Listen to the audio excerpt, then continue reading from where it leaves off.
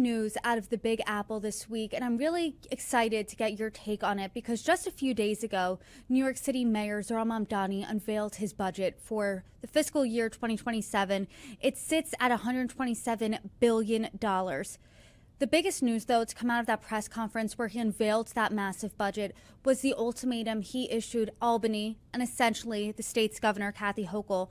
He said that either she raised taxes on the richest New Yorkers and the most profitable corporations, or property taxes would go up by 9.5%.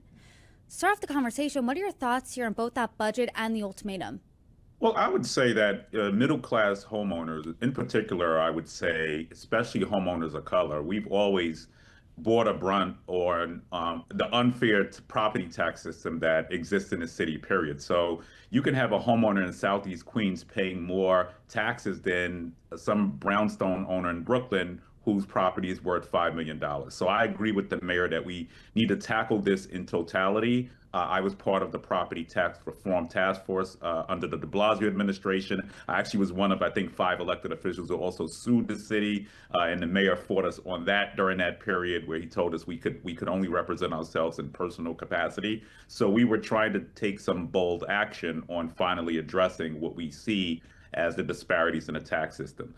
Moving forward, yesterday was sort of, I was totally torn aback about the 9.5% increase in property taxes, which really would have a disproportionate impact on Queens, being that more than half Queens residents are homeowners. Everything is too damn high as it is, whether it's the water bill, whether it's your heating, electricity. So you're technically, by adding a 9.5% property tax increase, driving New Yorkers out of the city. I've been a New Yorker now for 10 years, and there's a running joke amongst New Yorkers. You walk outside and you're charged $40. That's how unaffordable this city really feels for a lot of people. And when you're thinking about Queens in particular, you're saying that so many of your constituents are homeowners. What are their responses to this budget and proposal and the ultimatum? I think it was jaw-dropping, quite frankly, yesterday. I think if I'm a senior citizen on a fixed income, I'm trying to figure out what the hell am I going to do.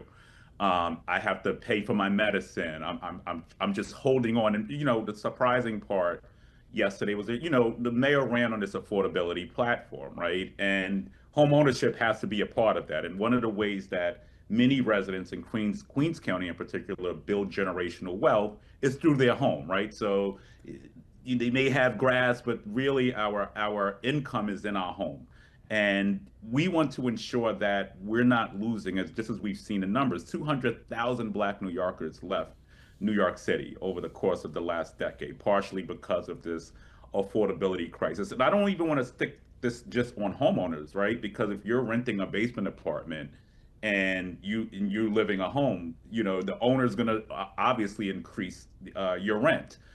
If you're living in a multifamily dwelling, a 1 to 4 multifamily dwelling, guess what? Those renters are going to see an increase in their rent. So we should not be, the middle class should not be a bargaining chip through these negotiations. I think there are ways that he can look at other cost saving measures. For instance, he did hire we call it CSOs, which are individuals who are looking at, what are some efficiencies that we can recognize in these agencies. The bottom line is, could we go back to the governor? I think Assemblymember Carl Hastie has been very clear in saying that we're not going to leave the city on a ledge. We're gonna make sure that we don't leave the city behind. So we need to work with our legislative leaders. I'm all for taxing the rich, by the way. If he can figure that out, God bless him. It's been talked about for a long time. I'm holding my breath on that one. But at the end of the day, we cannot put this burden on the backs of homeowners in this city. I do want to get to the tax the rich component of this, but before that, I want to tie up the home ownership component, because that was a core tenet of the American dream, right? People work to eventually afford to buy a home.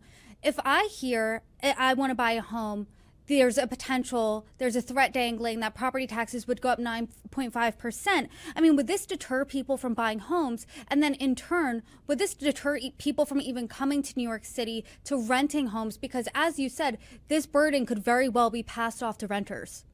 Oh, absolutely. And, we saw the chill effect in 2008 when we had the housing market crash, right? And the foreclosures skyrocketed in places like Southeast Queens and in central Brooklyn, and you had redlining. So all of these disparities have already been a barrier to, especially people of color, Black and Brown communities, getting access to home ownership, right? Now we start to see this cuts across the board now, whether you're Black or brown or white, young. We always had this assumption growing up when we looked at our parents or grandparents. If you work hard in the city, you go to college, you get a good job, you should have be able to obtain home ownership. Home ownership has largely been out of reach for a long time for especially the new generation of New Yorkers who are coming up now.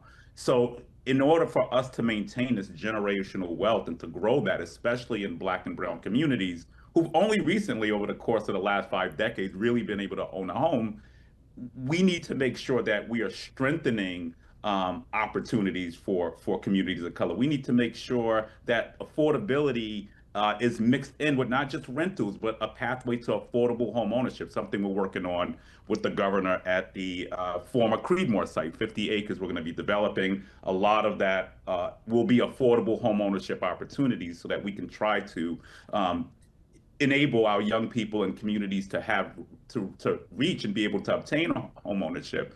And when you look at the pricing of homes, by the way, you're talking $700,000 to $800,000, right? Almost $1 million. So we have to focus in on affordable home ownership.